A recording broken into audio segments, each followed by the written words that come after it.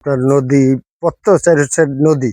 আপনার যখন বন্যা মানে আবহাওয়াটা খারাপ হয় তখন আমার মনের মধ্যে একটা জ্বালা হয়ে যায়, জ্বালা কি করবো, কোন পথে যাবো।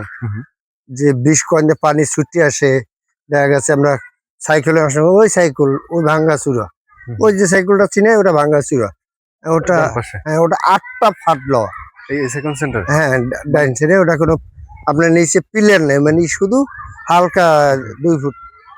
কিন্তু এই বৃষ্টি মানে যখন বন্যা হয় বৃষ্টি হয় তখন আশ্রয় কেন্দ্র হিসেবে আপনারা এটাই ব্যবহার করেন? হ্যাঁ এটাই ব্যবহার করি, আমরা খুব বিপদে থাকি, মানে আশঙ্কে থাকি যে প্রচুর ভাঙ্গে পড়ে না কি করে। কি কখনো এইভাবে ফেস করছেন মানে বন্যা? হ্যাঁ একদম জি বড় কোনো বন্যা ফেস হ্যাঁ করছেন? আমি বন্যা কয়েকটাই ফেস করছি।